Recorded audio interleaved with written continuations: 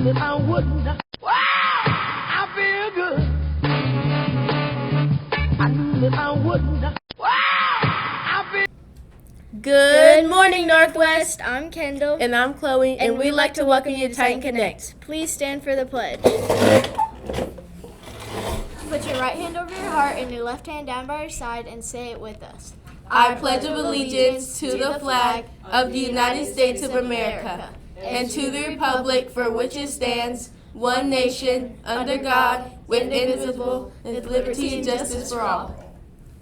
Please remain standing for dress code check.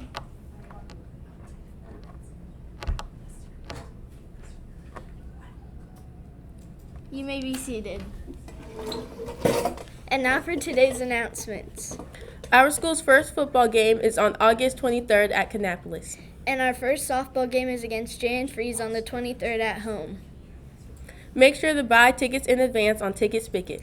And now for this week's Positivity Project Character Strength, Love of Learning. The character strength, love of learning means that you master new skills and topics on your own or in school. Individuals with a love of learning are highly motivated to deepen their existing skills and abilities or learn something completely new.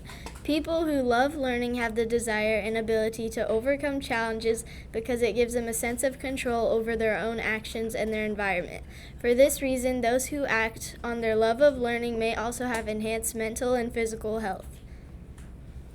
Remember, a person can seek to develop love of learning every single day. As you go through your day, be sure to look for opportunities where you can develop and benefit from the strengths of love of learning. And now for Mike with today's lunch menu. Good morning, Northwest Titans. I'm Mike with today's lunch. Today's lunch is nachos with walking tacos, corn dogs, nacho Doritos, and steamed corn. Now for Miss McAdoo and Miss Gibbs. Or Mr. No, sorry. Crashing the scene. Sorry. Good job. Just real quick, reminder that all robotics forms are due to me by the end of tomorrow. Had some students ask, well, when do we practice? It's Monday, Tuesday, Wednesday, Thursday at 7:30 in the morning. That way, if you're doing sports or something else after school, you're good.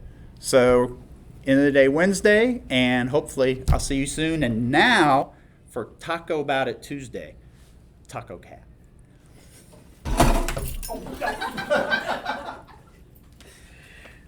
Good morning. Good morning. I'm okay. So I'm Mrs. McAdoo. And I'm Miss Gibson. And today we'll be talking about the hand-brain and rapid resets. All right. So a little bit about the hand brain. It's when you take your hand and it's kind of a nice little visual for how your brain functions. So looking at this would be when your brain is like this. You are in your kind of chill zone. You're ready to learn. But when stress or trauma happens, then our brain can get triggered and our amygdala, which is my thumb, which causes those bigger emotions of when you end up in that flight, fight, or freeze zone. So a lot of different things can flip your lid. So it can make your amygdala smoke detector go off and think that something is wrong. So it can be that you're getting stressed out, you're being annoyed, something traumatic is happening. So when that happens, we want to give you some tips and tricks to use so that you can get yourself back online and get back to your learning brain. So one thing that I know I use a lot, because when I'm stressed, I always like to pace. So I take a walk, do a couple laps around the school. You can always ask for myself or Miss Gibson to go for a walk with you, because that's, I know, works really well for me. So I get it if kids need it too.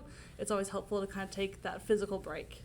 Yeah, and something that I do, especially like when I was a student and in the classroom, because sometimes, you get a grade back and you're upset about it, and it's hard to kind of reset yourself to get back into listening to your teacher. So something that you can do while you're sitting at your desk is orienting. So that could be as simple as picking a color and just constantly looking around for everything that you can find with that color. You also can do your 5 senses, 5 things that you see, 4 things that you can touch, and kind of so on and so on. Another one is that you can sing or hum. So just kind of doing that in your head or quietly in class you can do. And it gets kind of focuses you back and you pay attention to your body more and you focus on the song or something that you enjoy instead of what is triggering you at that moment. Taking a sip, so you would just drink some water, as simple as that. And you think about how that water is going through your body, how it tastes. Is it cold? Is it cold? What like physical things are you feeling? And you really are mindful about that sip of water. And another easy thing to do just while you're sitting down is tapping side to side. So that could be crossing your arms and going like this. It could be just going like this. It could kind of be like a tap of your foot. But you're focusing on that physical sensation of how that feels. And the last one we'll talk about is push against a wall. So I know for a lot of kids, if they, especially when you're angry, you feel like you have some adrenaline you need to get out and it's like a physical reaction and you need some way to get that out. So a way is to go against a wall and push against it and like literally put all your weight into it. You like lunge towards it and you put all your weight on your hands and you just try to push against that wall as much as you can, and it releases some of that excess energy that you have. Mm-hmm. Yeah, so those are just some, there's so many that you can do, but those are just a couple tips and tricks, and we definitely challenge you to try at least 2 of those.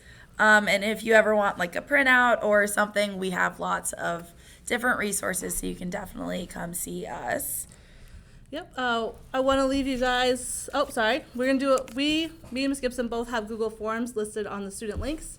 So if you're not in our building, because I know I do 7th grade Oceanus, but my office is in 6th grade, you can fill out that online Google form, and it lets us know that you want to see one of us.